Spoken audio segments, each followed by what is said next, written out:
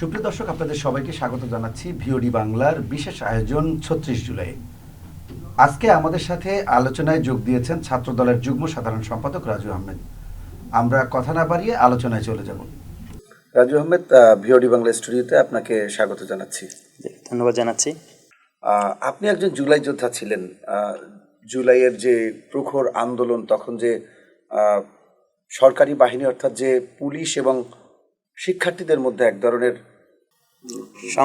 যে সংঘর্ষের পরে সংঘর্ষ মানে যুদ্ধ একটা গৃহযুদ্ধ, অনেকের ধারণা ছিল যে একটা গৃহযুদ্ধের দিকে যাচ্ছে।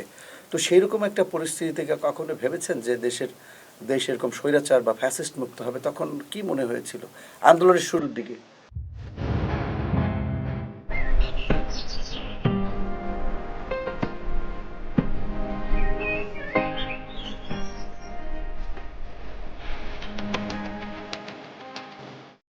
আজকের এই প্রোগ্রামে আমাকে ডাকার জন্য আপনাদেরকে ভিওডি বাংলাকে ধন্যবাদ জানাচ্ছি।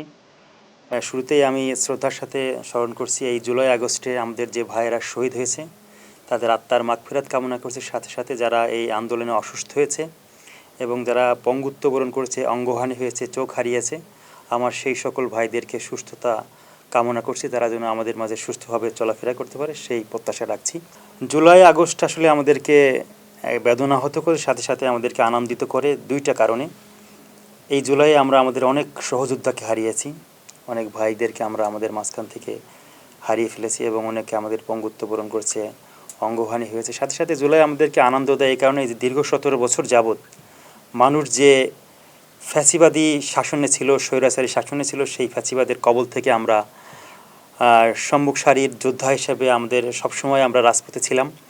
বাংলাদেশের মানুষকে আমরা গণতন্ত্রের সুবাতাস বয়ে আনার জন্য আমাদের যতটুকু অবদান রাজপথে রাখা দরকার ছিল আমরা আমাদের সর্বোচ্চটুকু দিয়ে করেছি। আল্লাহর অশেষ রহমত যে আমরা এখনও সুস্থভাবে আছি। আমার অনেক সহযোদ্ধা আমাদের মাঝখান থেকে হারিয়ে গেছে, মারা গেছে। জুলাই আন্দোলনের যে প্রেক্ষাপটটা শুরু হয়েছিল কোটা সংস্কার আন্দোলন থেকে, সেইটা আস্তে আস্তে আমাদের এক দফার দিকে গেছে। সরকারের স্বৈরাচারী আচরণ এবং স্বৈরাচারী মনোভাব, মানুষকে তুচ্ছ তাচ্ছিল্য করার যে টেন্ডেন্সি বা ছিল এই সরকারের প্রধানের এবং এই সরকারের যারা ছিল ঊর্ধ্বতন কর্মকর্তারা, সকলের কিন্তু বাংলাদেশের মানুষকে একটা জিম্মি করে পরপর ৩টি নির্বাচন তারা কিন্তু ভোটারবিহীন করেছে। সাধারণ মানুষের মতামতকে উপেক্ষা করে সবসময় এই আওয়ামী লীগ চেয়েছে তাদের চাপিয়ে দেওয়ার সিদ্ধান্তকে বাস্তবায়ন করার জন্য। তারই পরিপ্রেক্ষিতে কোটা সংস্কার আন্দোলন থেকে আমরা এক দফার দিকে ধাবিত হয়েছি। প্রথম দিকে এই আন্দোলনটা ছিল কোটা সংস্কার, কোটার যৌক্তিক সংস্কার। আমরা সবসময় মুক্তিযোদ্ধাদেরকে সম্মান করি, শ্রদ্ধা করি, বা আমাদের দেশের জন্য যারা জীবন দিয়ে তাদেরকে আমাদের জীবন উৎসর্গ করেছে আমরা প্রত্যেককেই সম্মান করি, কিন্তু কোটার যৌক্তিক সংস্কারটাও কিন্তু যৌক্তিক ছিল ছাত্রদের। সেই জায়গা থেকে যখন রাষ্ট্রের সর্বোচ্চ পর্যায় থেকে বলা হলো যে রাজাকারের বাচ্চাগুলো এইভাবে এই যার দাবিগুলো চাচ্ছে আর কি, তখনই সাধারণ শিক্ষার্থীরা কিন্তু ফুলে ফেঁপে উঠেছে আর কি। এই অযৌক্তিক বক্তব্যের প্রতিবাদে কিন্তু ঢাকা বিশ্ববিদ্যালয় থেকে আন্দোলন শুরু হয়েছে এবং সেই আন্দোলন সারা বাংলাদেশের আনাচে কানাচে ছড়িয়ে পড়েছে। আন্দোলনের সবচেয়ে গতি লাভ করেছে আমাদের রংপুরের আবু সাইদকে যখন প্রকাশ্যে গুলি করা হয়েছে, আমাদের ওয়াসিমকে চট্টগ্রামে যখন গুলি করে মেরে ফেলা হয়েছে, ঢাকাতে যখন আমাদের মুগ্ধকে যখন গুলি করে মেরে ফেলা হয়েছে, এই ৩ জন শহীদ যখন তাদের আত্মদান করেছে, তখনই সারা বাংলাদেশের প্রতিটি আনাচে কানাচে, শুধু তো ছাত্রদের আন্দোলন এটা ছিল না, সারা বাংলাদেশের সকল শ্রেণী পেশার মানুষ কিন্তু এই আন্দোলনে সামিল হয়েছে। রিক্সা শ্রমিক থেকে শুরু করে একেবারে সকল শ্রেণী পেশার মানুষ কিন্তু তাদের সর্বোচ্চটুকু দিয়ে কিন্তু এই আন্দোলনকে শক্তি জুগিয়েছে এবং আন্দোলনকে স্বৈরাচারের পতন ঘটাতে কিন্তু সবসময় প্রত্যেকের সমান অবদান ছিল। আমরা মনে করি রাজপথে থেকে আমরা যারা দেখেছি, সেই জায়গা থেকে আমাদের সকলের সম্মিলিত প্রচেষ্টার ফলেই কিন্তু আমরা এই বাংলাদেশটাকে আজকে ফ্যাসিবাদের কবল থেকে মুক্ত করতে পেরেছি এবং সাধারণ মানুষ তার মত প্রকাশের স্বাধীনতা ফিরে পেয়েছে এবং আমরা বাংলাদেশকে গণতন্ত্রের দিকে এক ধাপ এগিয়ে নিয়ে যেতে সক্ষম হয়েছে বলে আমরা মনে করছি। ধন্যবাদ। আসলে আমি যেটি বলছিলাম, জানতে চাচ্ছিলাম যে আসলে আন্দোলনের শুরুটা যখন হয়েছে তখন তো আমরা দেখেছি যে এটা একটা শিক্ষার্থীদের কোটা সংস্কার আন্দোলন ছিল। এই আন্দোলনটা যে আসলে এক দফা সরকার পতনের রূপ নেবে বা এই ধরনের স্বৈরাচার বা ফ্যাসিস্ট একটা জগদ্দল পাথরের মতো চেপে বসেছিল, এটাকে তো সরানো একটুখানি বিষয় ছিল না। বা ছোটোখাটো কোনো বিষয় না, সেই রকম প্রেক্ষাপটে আসলে কখনো মনে হয়েছে সেই আন্দোলন চলাকালে শুরুর দিকে কখনো মনে হয়েছে যে এই এই পাথরটাকে সরানো সম্ভব বা এইরকম এক দফার দিকে যাবে?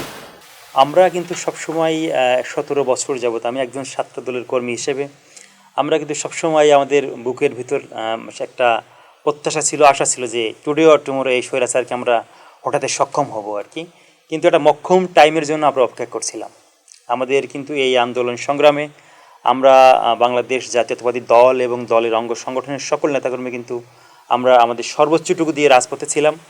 এক দফার যে দাবিটা আপনি বললেন যে এই সরকার যে স্বৈরাচারী সরকার যে জগদ্দল পাথরের মতো বাংলাদেশের মানুষের বুকে চেপে বসছিল, এইটা সরবে কিনা, মানে হতাশা কাজ করবে কিনা, বা এইটাকে আমরা কীভাবে সরাবো।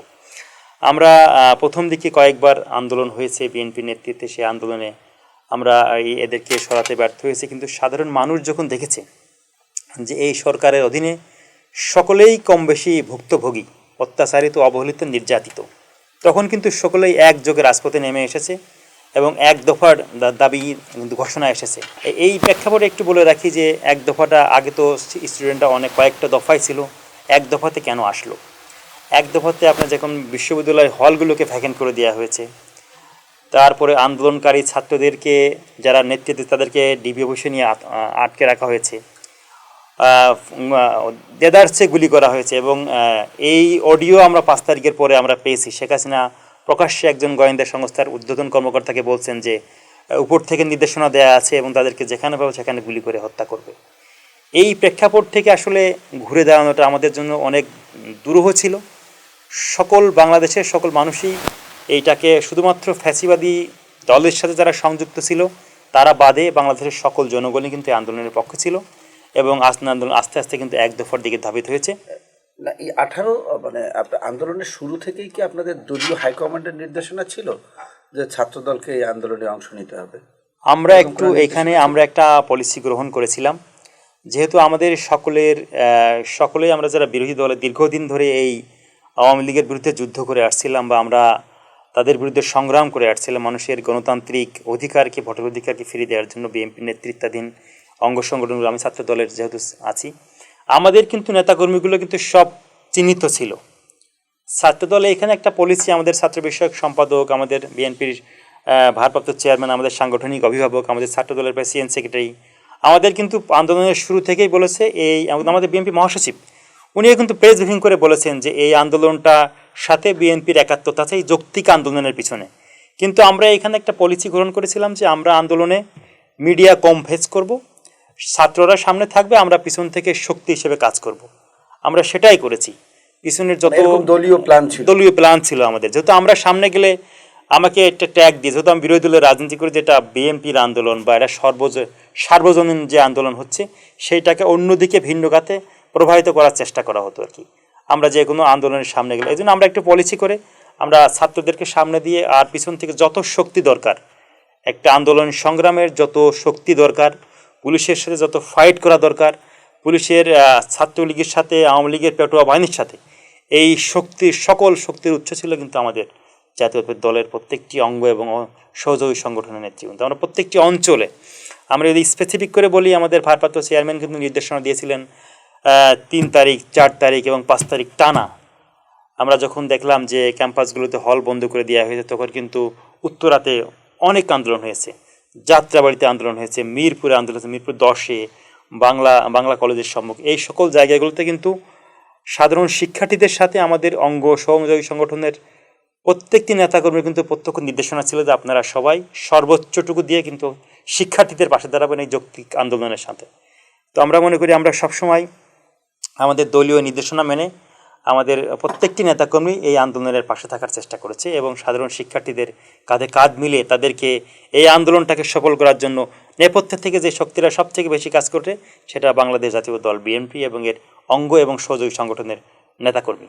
কিন্তু আন্দোলন দিনকে দিন যতই কঠিন থেকে কঠিনতর হচ্ছিল, শিক্ষার্থীরা যতই বিস্ফোরিত হয়ে উঠছিল, সরকারও তত হার্ডলাইনে যাচ্ছিল। আমরা দেখছিলাম যে 18 তারিখ হঠাৎ করে শাটডাউন এবং আর্মি নামানো হলো, সারা দেশে সবাইকে ঘর থেকে বাইরে বেরোনোর বিধিনিষেধ দেওয়া হলো। সেই সময় আসলে কি মনে হয়েছিল আন্দোলনের প্রেক্ষাপটে? 18 তারিখে যখন শাটডাউন দেওয়া হলো, আর্মি নামলো, তখন আমার একটা ঘটনা খুবই মনে আছে। জি, যেটা একটু আমাকে সেটা- হৃদয়ে নাড়া দেয়। আমার বাসা আজিমপুর কবরস্থানে 1 নম্বর গেট দিয়ে আমরা এই নিউ মার্কেটের এই গেট দিয়ে বেরোয়েছি 19 তারিখ সম্ভবত, ওই দিনকে। সকালে? 18 তারিখ না, এটা বিকালে, যেটা 18 তারিখে তো কমপ্লিট শাটডাউন হলো। তারপরে 19 তারিখে সব জায়গায় গুলি হচ্ছে, সব জায়গায় মানে থমথমে অবস্থায়। ওই মুহূর্তে আমরা, আমাদের ক্যাম্পাসগুলো বন্ধ, আমরা ক্যাম্পাসে যেতে পারছি না। তো আমরা সাইডে ছিলাম, বাসা আজিমপুর কবরস্থান। আমরা আজিমপুর কবরস্থানের ভিতর দিয়ে নিউ মার্কেটের কোনায় শাহনেওয়াজ হলের সামনে যখন আসলাম, তখন পুলিশের সাথে আমাদের ফাইটিং হচ্ছিল, পিকেটিং হচ্ছিল, পুলিশ টিয়ার মারছিল, আমরা ইট ফাটকে ছুটছিলাম। পুলিশ তো নীলক্ষেতের দিকে, আমরা ওই নিউ মার্কেট ওই কোনায় শাহনেওয়াজ হলের সামনে। তো এই ধাওয়াধাওয়ির ভিতরে আমাদেরকে ওইখানে কয়েক রাউন্ড গুলি করা হলো। আমার সাথেই ছিল, আমাদের পাশে আমার বন্ধু ফিরোজ। তখন জানতাম না, পরে জানলাম যে এটা আমার বন্ধু কামরাঙ্গীর ছাত্র দলের দাদা ছিল, ওরা আপন চাচা। 3জন লোক ওই দিন গুলিবিদ্ধ হয়ে মারা যায় ওই ইমা ক্রিকেটের সামনে।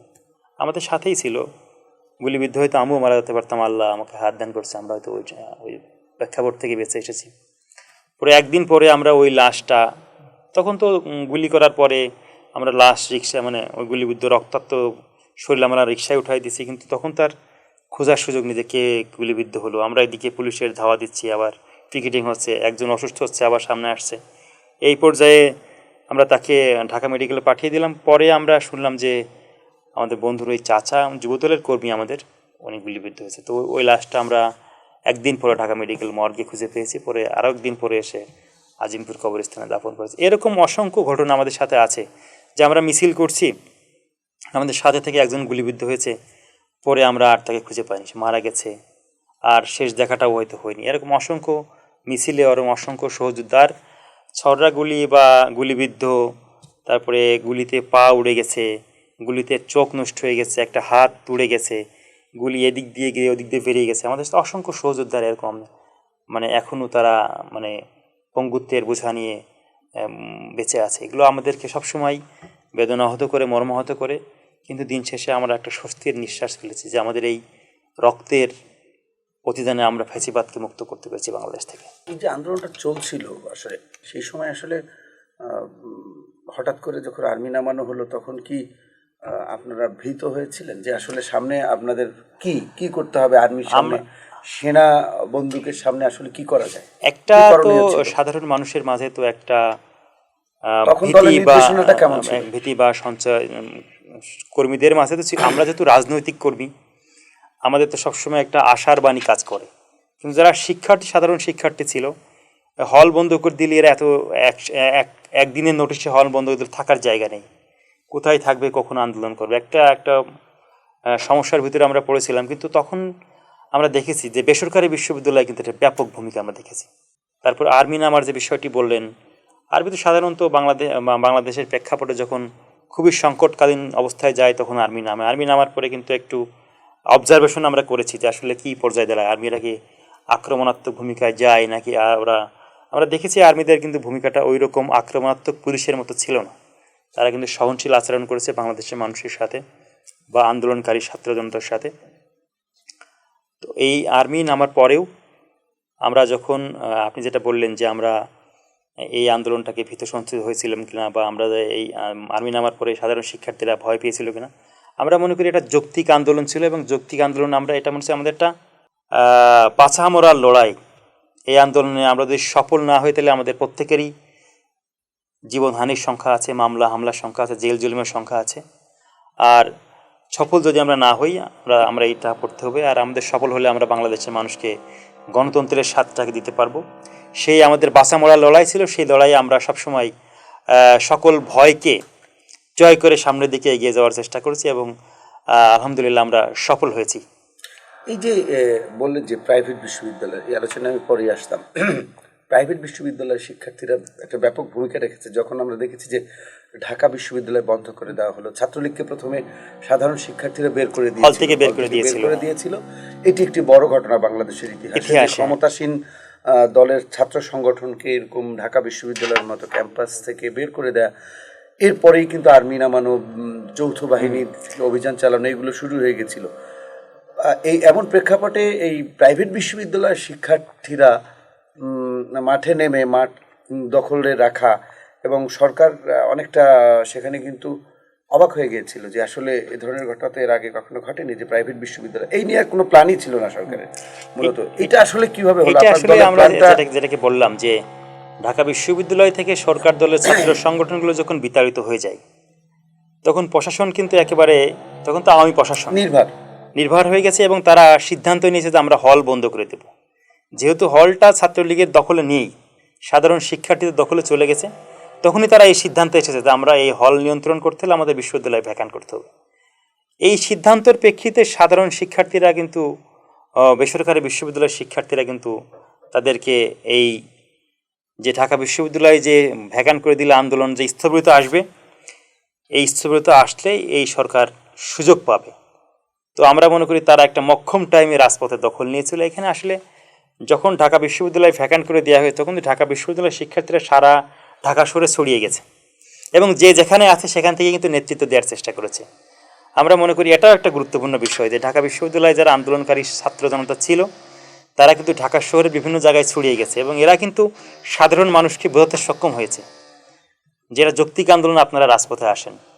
সেই ডাকেই সাধারণ শিক্ষার্থীদের যেই ডাকে ঢাকা বিশ্ববিদ্যালয় ডাকে, বেসরকারি বিশ্ববিদ্যালয়ের শিক্ষার্থীরা কিন্তু আরও আগে থেকে আন্দোলনে ছিল, কিন্তু ওই দিনের পর থেকে তারা আরও তাদের আন্দোলনটাকে বাড়িয়ে দিয়েছে যেন আমাদের এই যে সিদ্ধান্তটা সরকার নিয়েছে, এই সিদ্ধান্তের প্রতিবাদে আমাদেরকে সকলকে রাজপথে থাকতে হবে এবং ফ্যাসিবাদকে মুক্ত করতে হবে, বাংলাদেশকে এই স্বৈরাচার মুক্ত করতে হবে এবং আমাদেরকে রাজপথে থাকতে হবে।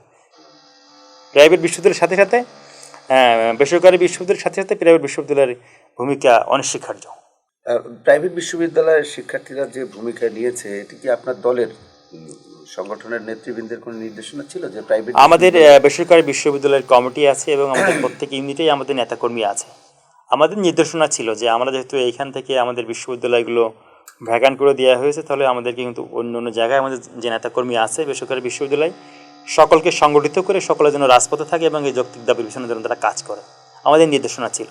আমাদের বেসরকারি বিশ্ববিদ্যালয় কমিটি আছে এবং আমাদের ম্যাক্সিমাম বিশ্ববিদ্যালয় যেগুলো রাজনৈতিক নিষিদ্ধ ছিল সেগুলো বাদে বাকি সব ক্যাম্পাসে আমাদের কমিটি ছিল এবং আমাদের নেতাকর্মীদের নির্দেশনা ছিল অর্গানাইজ করার জন্য এবং তারা সেটা সফলভাবে সম্পন্ন হয়েছে। যাই হোক, আমরা এতক্ষণ শুনছিলাম জুলাইয়ের আলোচনা। আসলে এই জুলাই যে শিক্ষা দেয়, আসলে জুলাই অনেক রক্ত দিয়েছে শিক্ষার্থীরা, যেখানে ছাত্র জনতা, দেশের আপামর জনসাধারণ সবাই রাস্তায় নিয়ে এসেছিল এই জুলাই।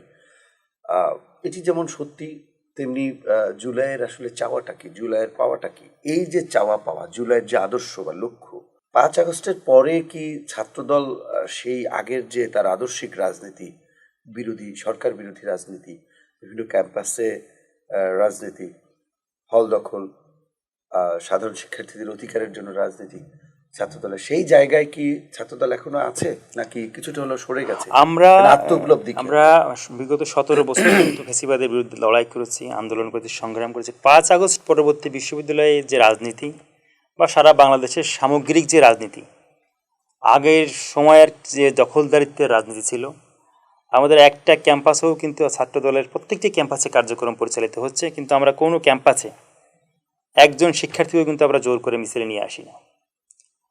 গেস্টরুমের কালচারটাকে আমরা বন্ধ করেছি, মোটরসাইকেল শোডাউনটাকে আমরা বন্ধ করেছি, জোর করে একজন ছাত্রকে রাজনৈতিক কার্যক্রমে নিয়ে আমরা বন্ধ করেছি। 5 তারিখের পরে আমরা মনে করি ছাত্র দলের এটাই সফলতা। আমাদের কোনো শিক্ষার্থী কোনো ক্যাম্পাসে যে কোনো প্রকার চাঁদাবাজির সাথে, কোনো প্রকার গেস্টরুমের হামলার সাথে, কোনো প্রকার কোনো সাধারণ শিক্ষার্থীকে জোর করে প্রোগ্রামে নিয়ে আসার কোনো প্রবণতা আমরা দেখতে পাচ্ছি না। আর সাথে সাথে আরও একটা বিষয় আমরা লক্ষ্য করেছি যে এই যে জুলাইকে পুঁজি করে 2-1টি সংগঠন তারা বিভিন্ন জায়গাতে, এই আওয়ামী লীগ যেমন মুক্তিযোদ্ধাটাকে পুঁজি করে নিয়ে কাজ করতে চাচ্ছিল, এরাও সেমন জুলাই আগস্টটাকে তাদের একক সম্পত্তি বলে বিভিন্ন জায়গায় দাবি করছে। আমাদের বিরোধের জায়গা, মতবিরোধের জায়গা হচ্ছে এইটাই। জুলাই আগস্ট ছিল আসলে সকল শ্রেণী পেশার এবং সকল শিক্ষার্থীদের আন্দোলনের ফসল, কোনো একক কোনো দলের বা একক কোনো ব্যক্তির বা একক কোনো সংগঠনের আন্দোলনের সফল কিন্তু এটা না। সকলের সম্মিলিত প্রচেষ্টার ফলে কিন্তু আমরা আজকে এই সফলতার দ্বার প্রান্তে এসেছি। আমরা মনে করি জুলাইটা আমাদের সকলের, সফলতাটাও আমাদের সকলের, আন্দোলনটাও ছিল আমাদের সকলের। যে ঐক্য নিয়ে আমাদের এই আন্দোলনটা গড়ে উঠেছিল, সেই ঐক্য বজায় রাখতে পারলে আমরা বাংলাদেশটাকে স্বাধীন সার্বভৌমত্ব রাখতে পারবো, ফ্যাসিবাদ মুক্ত রাখতে পারবো এবং আমাদের দেশের কল্যাণের সাথে সবাই একসাথে কাজ করতে পারবো, সেটা মনে করি আমি। এই যে জুলাইয়ের কৃতিত্ব নিয়ে যে এক ধরনের টানা হেঁচড়া, আসলে এটি আসলে কেন? ওই 5 আগস্টের পর তো এমনটি হওয়ার কথা ছিল না, যেখানে ফ্যাসিস্ট স্বৈরাচারের বিরুদ্ধে সবাই ঐক্যবদ্ধভাবে লড়াই করেছে। আমি একটা ছাত্র সংগঠনের যুগ্ম সাধারণ সম্পাদক। আমি দেখেছি যে 16 তারিখে আমাদের ওয়াসিম ছাত্রদলের কর্মী মারা গেছে চট্টগ্রামে। ড্রোন শো হয়েছে সংসদ ভবনে, তার ছবিটা দেওয়া হয়নি। কিন্তু প্রথম দিকের যে শহীদগুলোর নাম একবারে উচ্চারিত হয়, শহীদ ওয়াসিম, শহীদ মুগ্ধ, শহীদ ওয়াসিম, এগুলো আইকনিক শহীদ, সকল শহীদদের প্রতিনিধিত্ব করে এরা। আমরা দেখলাম যে কেন জানি আমাদের এই শহীদ একক ছাত্র সংগঠন হিসেবে আমাদের শহীদদের সংখ্যা সব থেকে বেশি, ছাত্র দলের শহীদদের সংখ্যা সব থেকে বেশি। তো দেখলাম যে পাঠ্যপুস্তকে আমাদের ওয়াসিমের নামটা নেই, ড্রোন শোতে ওয়াসিমের ছবিটা নেই, বা বিভিন্ন যে সরকারি যে কার্যক্রমগুলো হচ্ছে সেখানে আমাদের ছাত্র সংগঠনের যে শহীদ ওয়াসিমকে বাদ দিয়ে এগুলো করা হচ্ছে। এগুলো দ্বিধান্বিত করাটা আমরা মনে করি যে আমাদেরকে আবারও দ্বিধান্বিত হওয়ার সুযোগ তৈরি করে দেয়। আমরা সকলে মিলে যে বাংলাদেশটা বিনির্মাণ করতে চাই, এই যে বিতর্কিত কার্যক্রমগুলো এগুলো আমাদেরকে বিব্রত করে, যে সকলে ঐক্যবদ্ধভাবে সামনের দিকে এগিয়ে যাওয়ার জন্য এটা আমাদেরকে বিব্রত করে। রাজু আহমেদ, আপনি আমাদের স্টুডিওতে এসে আপনার মূল্যবান সময় দিয়েছেন, এজন্য আপনাকে অসংখ্য ধন্যবাদ জানাচ্ছি। আশা করছি ভবিষ্যতেও আপনাকে আমরা আমাদের স্টুডিওতে পাবো। সুপ্রিয় দর্শক, আমাদের আলোচনা আজকের মতো এখানে শেষ করতে হচ্ছে। অন্য কোনো দিন অন্য কোনো অতিথিকে নিয়ে আপনাদের সামনে হাজির হব। সেই পর্যন্ত সবাই ভালো থাকুন, সুস্থ থাকুন, নিরাপদে থাকুন। ধন্যবাদ।